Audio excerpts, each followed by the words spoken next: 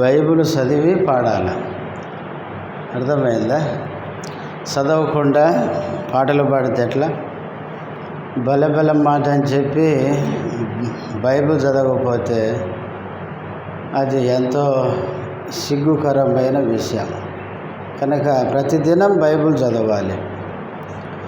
భలే భలే మాట, బంగారు మాట, బైబిల్లో మాట, యేసు మాట. భలే భలే మాట, బంగారు మాట, బైబిల్లో మాట, యేసు మాట.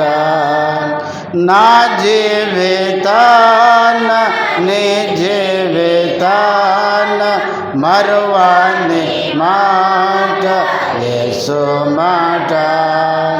నా జీవితాన నీ జీవితాన మరువని మాట, యేసు మాట.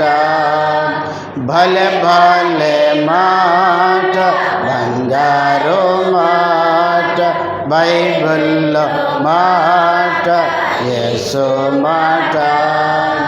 భలే భలే మాట, బంగారు మాట, బైబిల్లో మాట, యేసు మాట.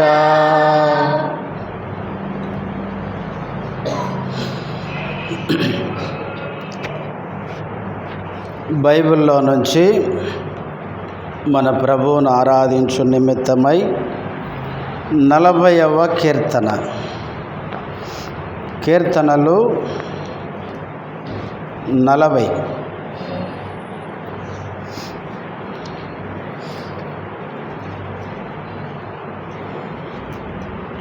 తొమ్మిదవ వచనం, 10వ వచనం, ఈ 2 వచనాలు అందరము కలిసి చదువుకుందాం. 40వ కీర్తన 9, 10 ఈ 2 వచనాలు అందరము కలిసి చదువుకుందాం. నా పెదవులు మూసుకొనక మహాసమాజములో నీతి సువార్తను నేను ప్రకటించి ఉన్నానని నేనంటిని. యెహోవా, అది నీకు తెలుసున్నది. నీ నీతిని నా హృదయములుంచుకొని నేను ఊరకుండలేదు. నీ సత్యమును నీ రక్షణను నేను వెల్లడి చేసి ఉన్నాను. నీ కృపను నీ సత్యమును మహాసమాజమునకు తెలుపక నేను వాటికి మరుగు చేయలేదు. ప్రార్థన చేసుకుందాం.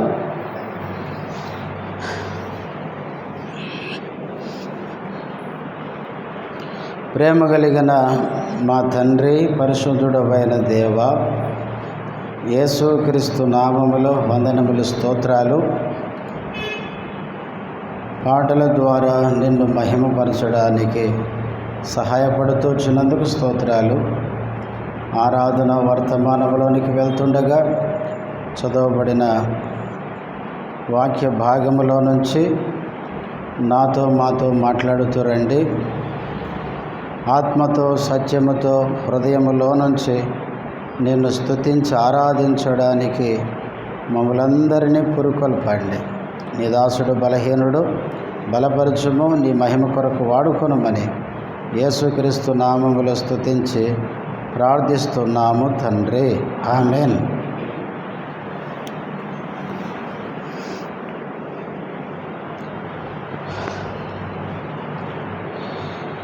ఈ 40వ కీర్తన మనందరికీ బాగా పరిచయం ఉన్న కీర్తన. ఈ కీర్తన దావీదు రచించిన కీర్తన అని పైన చిన్న అక్షరాలతో మనం చూస్తాం. ప్రధాన గాయకునికి దావీదు కీర్తన అని చూస్తాం. ఈ కీర్తనలో 17 వచనాలు ఉన్నాయి. ఈ 17 వచనాలు 2 భాగాలు. మొదటి 11 వచనాలు ఒక భాగము, 12 నుంచి 17వ వచనం వరకు 2వ భాగం. మొదటి భాగంలో మనం ఏం చూస్తామంటే నాశనకరమైన జిగటగల దొంగ ఊబిలో నుంచి దేవుడు దావీదును తప్పించినందుకు సంతోషంగా దేవుణ్ణి స్తుతించిన మాటలవి. మొదటి 11 వచనాల్లో దావీదును దేవుడు నాశనకరమైన గుంటలో నుండి జిగటగల దొంగ ఊబిలో నుంచి ఆయనను తప్పించినందుకు దేవుణ్ణి స్తుతిస్తూ పలికిన మాటలు. రెండవ భాగంలో 12 నుంచి 17 వచనాల్లో తిరిగి దావీదు మరలా పాపంలో పడిపోయినాడు. అందుకే 12వ వచనంలో చదువుతాం, లెక్కలేని అపాయములు నన్ను చుట్టుకొని ఉన్నవి, నా దోషములు నన్ను తరిమి పట్టుకొనగా. తిరిగి దావీదు ఏమైపోయాడంటే మరలా పడిపోయినాడు, మరలా పాపంలో పడిపోయినాడు. అందుకే 2వ లైన్లో నా దోషములు నన్ను తరిమి అని ఆయన అంటున్నాడు. దేవుడు దావీదును నాశనకరమైన గుంటలో నుండి జిగటగల దొంగ ఊబిలో నుంచి పైకెత్తి ఆయన్ని విడిపిస్తే మొదటి 11 వచనాల్లో స్తుతించాడు. 12వ వచనంలో తిరిగి మరలా పాపంలో పడిపోయినాడు. ఇంకా 13 నుంచి 17 వచనం వరకు పడిపోయిన దావీదు తిరిగి తనను లేవనెత్తాలని, దేవుడు రక్షించాలని ఆయన చేసిన ప్రార్థన. మొదటి భాగము దేవుడు తన జీవితంలో చేసిన మేలును బట్టి స్తుతిస్తే, 2వ భాగములో తిరిగి తాను పాపములో పడిపోయి తిరిగి మళ్ళా రక్షించాలని, ఆయనను విడిపించాలని ఆయన చేసిన ప్రార్థన. అంతేకాదు ఈ 40వ కీర్తన మెస్సియా కీర్తన. మెస్సియా అంటే యేసుక్రీస్తును గూర్చిన కీర్తన అన్నమాట. కీర్తనల గ్రంథంలో చాలా కీర్తనలు యేసుక్రీస్తును గురించి మనకు తెలియజేసే కీర్తనలు. అందుకే యేసు ప్రభువే చెప్పినాడు. చూడండి, లూకా సువార్త 24వ అధ్యాయం. లూకా సువార్త 24వ అధ్యాయంలో పునరుద్ధానుడైన యేసుక్రీస్తు ఎమ్మాయి గ్రామానికి వెళ్తున్న 2 శిష్యులతో మాట్లాడిన మాటలు కానీ తర్వాత చెబుతూ వచ్చిన మాటలు మనం చూస్తాం. చూడండి, 44వ వచనం. అంతటా ఆయన మోషే ధర్మశాస్త్రములోను ప్రవక్తల గ్రంథములోను కీర్తనలలోను నన్ను గూర్చి వ్రాయబడినవన్నీ నెరవేరవలెనని నేను మీ యొద్ద ఉండినప్పుడు మీతో చెప్పిన మాటలు నెరవేరినవని వారితో చెప్పాను. యేసు ప్రభు గురించి ఎక్కడెక్కడ రాయబడిందంట? మొదటిగా మోషే ధర్మశాస్త్రములో అన్నాడు. మోషే ధర్మశాస్త్రం అంటే ఆది కాండము నుంచి ద్వితీయోపదేశ కాండం వరకు ఈ 5 పుస్తకాల్లో ఎవరి గురించి ఉంది? యేసుక్రీస్తును గురించి ఉంది. తర్వాత ప్రవక్తల గ్రంథములలో అన్నాడు. ప్రవక్తల గ్రంథాలంటే యెషయా గ్రంథము నుంచి మలాకీ గ్రంథం వరకు ఈ గ్రంథాలన్నీ ప్రవక్తల గ్రంథాలు. ప్రవక్తల గ్రంథాల్లో కూడా ప్రవక్తలు యేసుక్రీస్తును గురించి ఏం చేశారు? ప్రవచించారు. తర్వాత కీర్తనల గ్రంథములో అన్నాడు. కీర్తనల గ్రంథములో కూడా యేసుక్రీస్తును గురించి ముందుగానే ప్రవచనాలు రాయబడ్డాయి. సరే, 40వ కీర్తనలో యేసుక్రీస్తును గురించి రాయబడిన వచనాలేవి గమనించారా? వచనాలు 40వ కీర్తనలో యేసుక్రీస్తును గురించి వ్రాయబడిన వచనాలు ఉన్నాయి. 2 వచనాలు ఉన్నాయి ముఖ్యంగా. ఆ వచనాలు ఏవి? 6వ వచనం, 7వ వచనం, 8వ వచనం. లేకపోతే 6, 7 చదవండి. బలులనైనను నైవేద్యములనైనను నీవు కోరుటలేదు, నీవు నాకు చెవులు నిర్మించి ఉన్నావు, దహన బలులనైనను పాప పరిహారార్థ బలులనైనను నీవు తెమ్మనలేదు. అప్పుడు పుస్తకపు చుట్టలో నన్ను గూర్చి వ్రాయబడిన ప్రకారము నేను వచ్చున్నాను. ఎవరు చెప్తున్నారు? యేసుక్రీస్తు. క్రొత్త నిబంధనలు ఎక్కడుంది మాటలు? చూడండి, హెబ్రీ పత్రిక 10వ అధ్యాయం 5వ వచనం నుంచి చూడండి. 10వ అధ్యాయం హెబ్రీ పత్రిక 10వ అధ్యాయము 5 నుంచి. కాబట్టి ఆయన అంటే యేసుక్రీస్తు ఈ లోకమందు ప్రవేశించున్నప్పుడు ఈలాగు చెప్పుచున్నాడు, బలియు అర్పణయు నీవు కోరలేదు కానీ నాకొక శరీరమును అమర్చితివి, పూర్ణ హోమములను పాప పరిహారార్థ బలులను నీకు ఇష్టమైనవి కావు. అప్పుడు నేను గ్రంథపు చుట్టలు నన్ను గూర్చి వ్రాయబడిన ప్రకారము దేవా నీ చిత్తము నెరవేర్చుటకు ఇదిగో నేను వచ్చి ఉన్నాను. 40వ కీర్తన 6, 7, 8 వచనాల్లో ఉన్న మాటలే పౌలు ఇక్కడ ఎత్తి ఏం చేస్తున్నాడు? ఇక్కడ వ్రాస్తున్నాడు.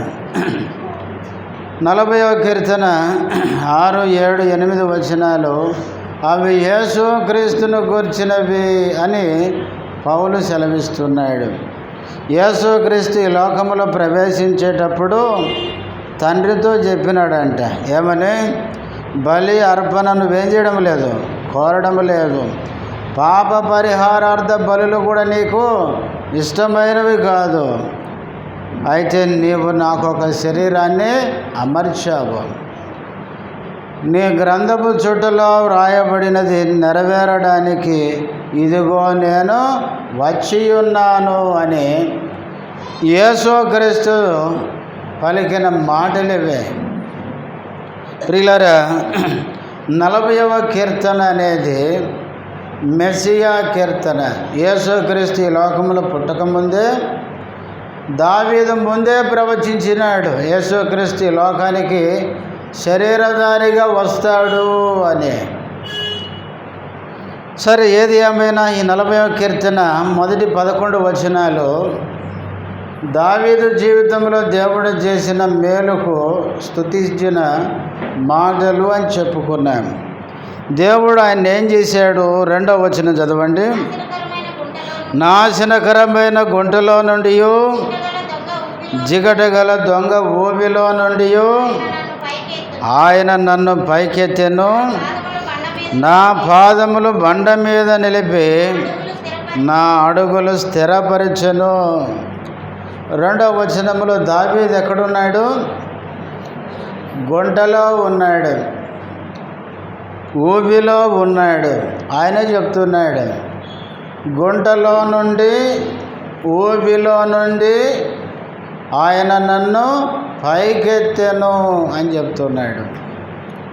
దావీదు గుంటలో ఉన్నాడు, ఊబిలో ఉన్నాడు. ఆ గుంట ఆయన ఎక్కడికి తీసుకుపోతుంది? నాశనానికి. అందుకే నాశనకరమైన గుంట అని అక్కడ చూస్తాం.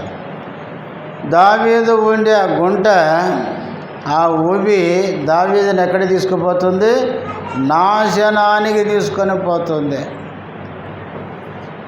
అయితే నాశనకరమైన గుంటలో జిగటగల దొంగ ఊబి. ఊబి అంటే తెలుసు కదా, పైన ఏమో ఎట్లుంటుంది చూడడానికి, మన నేల భూమిలాగానే కనపడుతుంది. కాలు పెడితే లోపలికి కూరుకుపోతుంటుంది. అదే ఊబి అంటే. జిగటగల దొంగ ఊబి అంటే కొన్ని చోట్ల చూడండి, పాచి పట్టినట్లుగా ఉంటుంది. కాలు పెడితేనేమో లోపలికి పోతూ ఉంటుంది. అదే ఊబి అంటే. జిగటగల దొంగ ఊబి అంటే అందులో ఇరుక్కుంటే బయటికి రావడము చాలా కష్టం. అలాంటి ఊబిలో దావీదు ఉన్నాడు అని ఆయన చెప్తున్నాడు. నాశనకరమైన గుంటలో జిగటగల దొంగ ఊబిలో నుండి అన్నాడు. అలాంటి పరిస్థితిలో ఉన్న దావీదు ఇక నాశనమే ఆయన జీవితం. బయటకు వస్తాను అనే నిరీక్షణ లేదు, బ్రతుకుతాను అన్న నమ్మకం లేదు, చనిపోతానేమో అనే పరిస్థితిలో దావీదు ఉన్నాడు. అలాంటి పరిస్థితిలో మొదటి వచనంలో యెహోవా కొరకు నేను సహనముతో కనిపెట్టుకొంటిని.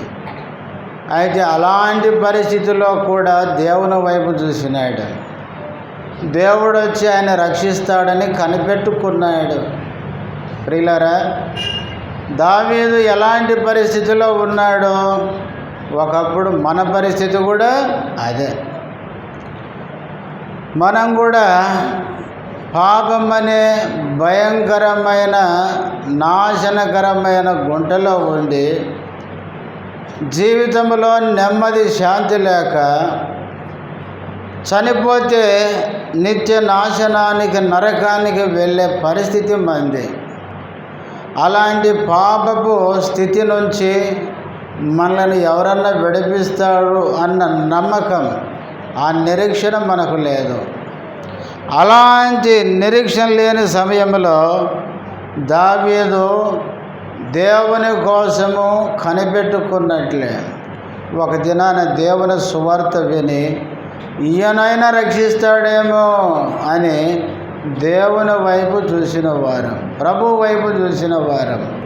ఎప్పుడైతే ఈయన యెహోవా వైపు చూసి సహనముతో కనిపెట్టుకున్నాడో 2వ వచనం 3వ లైన్లో అంటాడు, ఆయన నన్ను పైకెత్తాను.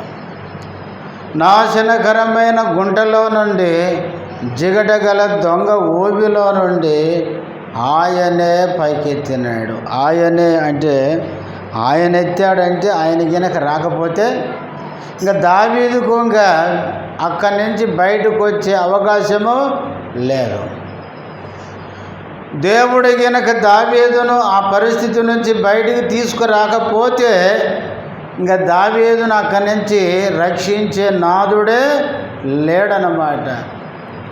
అలాగే మన జీవితంలో కూడా పాపం అనే గుంటలో, నాశనకరమైన జిగటగల దొంగ ఊబిలో చిక్కుకుపోయిన మనలను దేవుడే, మన ప్రభువే మనల్ని విడిపించకపోతే మనల్ని రక్షించేవారు, విడిపించేవారు మరొకరు లేరు. ఒకసారి నేను విన్నాను, వేరే దేశంలో ఒక సముద్రానికి సమీపంలో ఒక ఇసుక ఊబి ఉంది. ఇసుక ఊబి అంటే తెలుసు కదా, పైన ఇసుక కప్పి ఉంటుంది, కాలు పెడితే లోపలికి పోద్ది. అట్లా సముద్రం దగ్గర ఇసుక ఊబి ఉందన్నమాట. అక్కడ సముద్ర తీరానికి వెళ్ళే వాళ్ళు దాంట్లో చిక్కుకుంటారని అక్కడ ఒక బోర్డు పెట్టినారు. ఏమని? ఇక్కడ ఇసుక ఊబిలు ఉన్నాయి, జాగ్రత్త అని.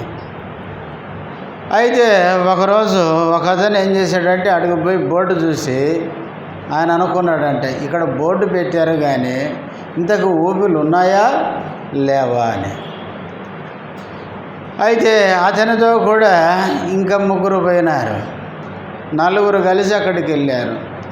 ఇతను అంటాడు, ఏమంటాడంటే బోర్డు ఉంది కానీ ఇక్కడ ఇసుక ఊబి ఉందా లేదా, నేను వెళ్ళి ఏం చేయాలి తెలుసుకోవాలి అనుకున్నాడు.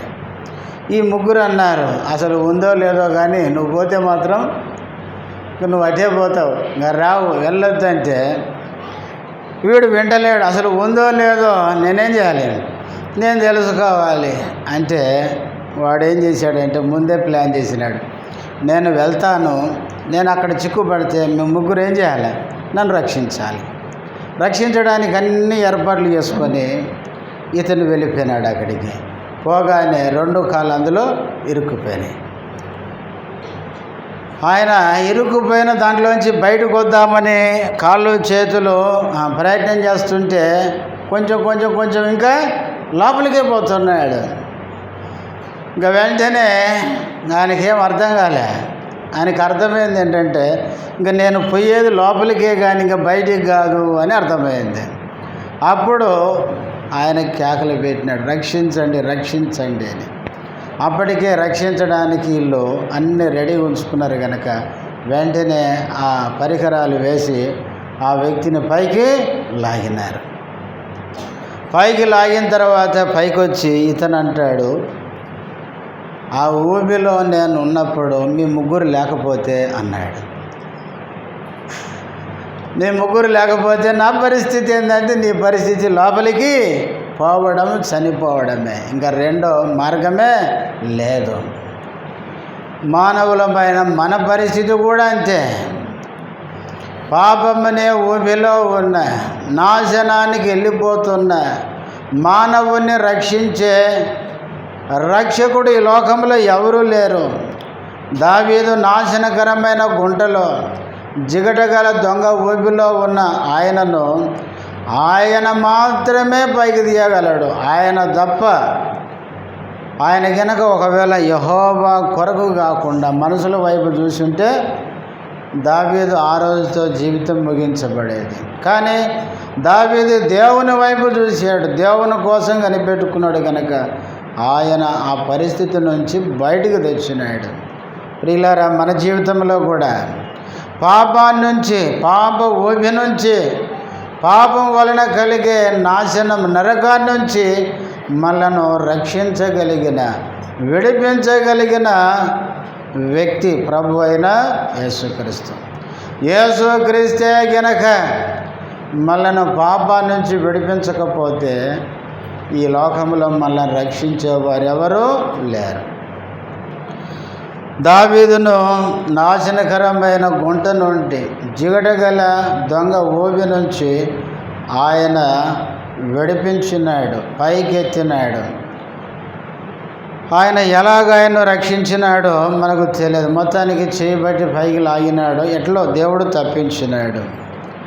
అయితే మనల్ని రక్షించడానికి మామూలుగా ఏదో సింపుల్గా దేవుడు రక్షించలేదు.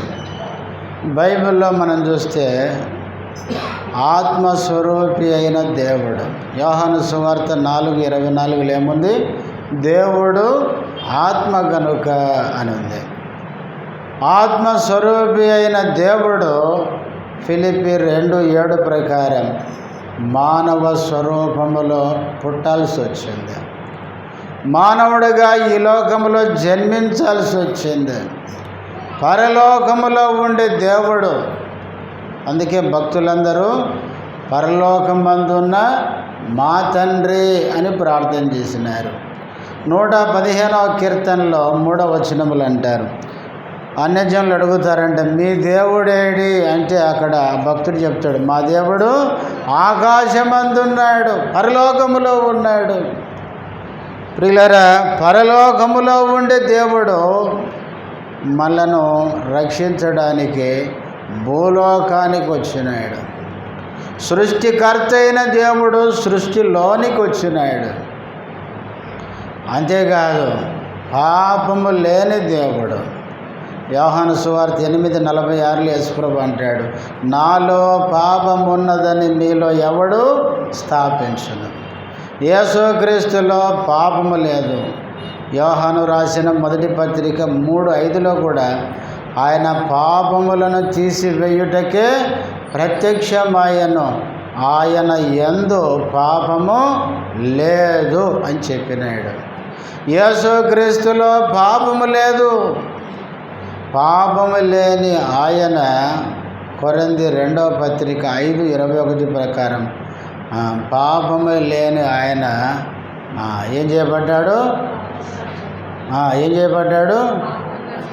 పాపముగా చేయబడ్డాడు.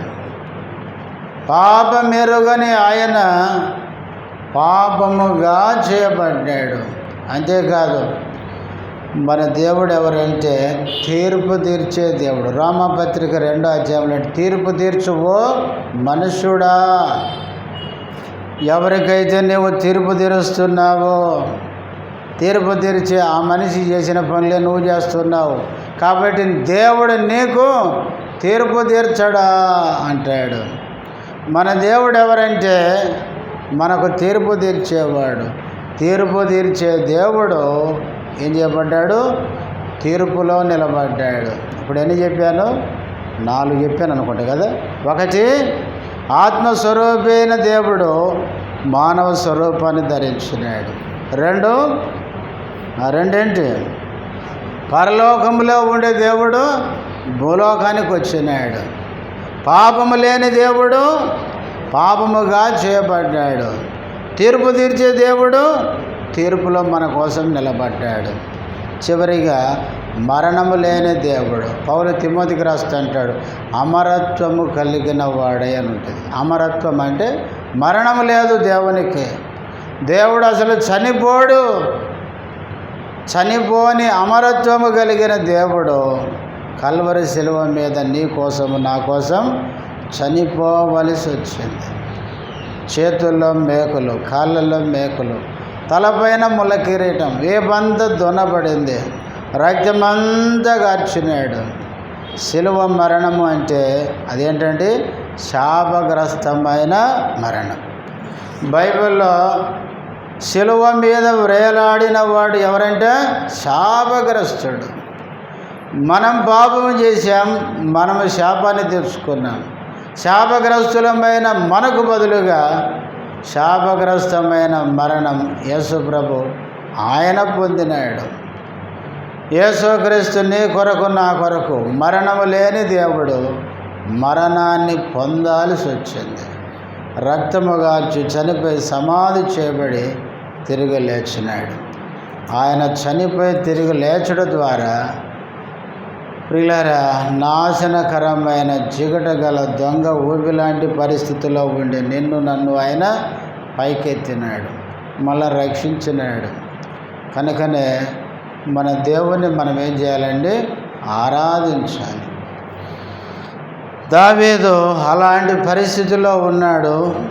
నాశనకరమైన గుంటలో జిగట గల దొంగ ఊబిలో ఉన్నప్పుడు దేవుని కొరకు సహనముతో కనిపెట్టుకుంటే ఆయన తనను పైకెత్తాడు. అంతేకాదు బండ పైన ఆయన పాదాలు ఏం చేశాడు? స్థిరపరిచాడు. బండ అంటే మన ప్రభు అయిన యేసుక్రీస్తే. ఊబిలో నిలబడితే ఎట్లుంటుంది? బండ మీద నిలబడితే ఎట్లుంటుంది? ఊబిలో నిలబడితే కింద ఏం దొరకదు? పట్టు దొరకదు కాళ్ళకి. కానీ బండ మీద ఏమవుద్ది? గట్టిగా నిలబడతా. ఆ బండ ఎవరో కాదు, ప్రభు అయిన యేసుక్రీస్తే. కొరింథీ పత్రిక 1 పత్రిక 10:4 ఉంటుంది, ఆ బండ క్రీస్తే అని ఉంటుంది. మనల్ని రక్షించడమే కాకుండా క్రీస్తు అనే బండ పైన మన పాదాలు స్థిరపరిచినాడు. అందుకే దావీదు 9-10 వచనాల్లో ఆయన ఏమంటాడంటే, దావీదును నాశనకరమైన గుంటలో నుండి జిగటగల దొంగ ఊబిలో నుంచి పైకెత్తి బండ మీద ఆయన పాదాలు స్థిరపరిచాడు. కాబట్టి ఇప్పుడు 9లో అంటాడు, నా పెదవులు మోసుకొనక. ఆయన పెదాలు ఏం చేయడంట? మూసుకోడంట. అంటే నోరు తెరిచి ఏం చేస్తాడంట?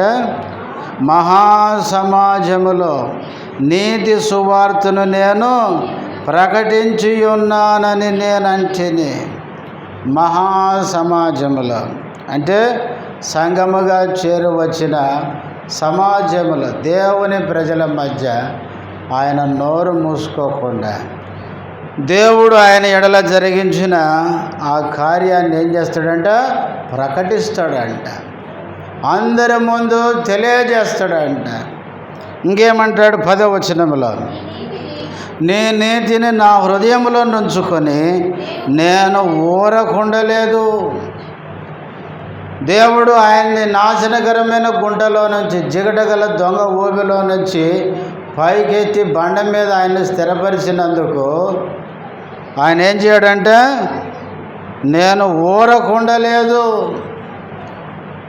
నిజంగా ఈరోజు దావీదు కనుక బతికే ఉండి మన మందిరానికి వచ్చాడు అనుకోండి, మీరందరూ ఆరాధన చేయకపోయినా ఆయన చేస్తాడు. నిజమా కాదా? మీరు చెప్పండి, ఏం మాట్లాడతలేరు. వస్తారు పోతారు అలవాటు అయిపోయింది. నువ్వు బండ మీద ఉన్నావో గుంటలో ఉన్నావో ఎవరికి అర్థం కాదు.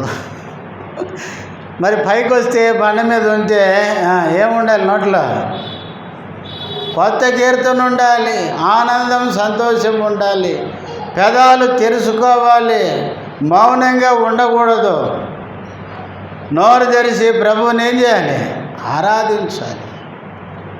నిజంగా దేవుడు నిన్ను పాపమనే ఆ భయంకరమైన నాశనాన్ని నుంచి నిన్ను పైకెత్తి రక్షించుంటే మనం ఊరకుండలేము. దావీదు ఈయనకు నిజంగా చెప్తున్నాను, ఈరోజు బతికే ఉండి మన మందిరానికి వస్తే ఫస్ట్ ఆయన ఆరాధన చేస్తాడు. మనమైతే లాస్ట్ దాకా చూసినా కూర్చుంటాం, పోతాం.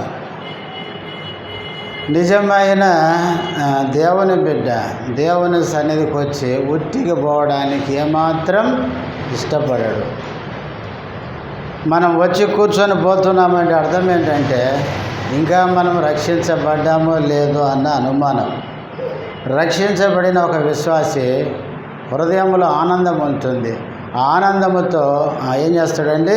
నా ప్రభువుని నేను ఆరాధించాలి, నా ప్రభువుని నేను స్తుతించాలి అన్న తపన హృదయంలో ఉంటుంది.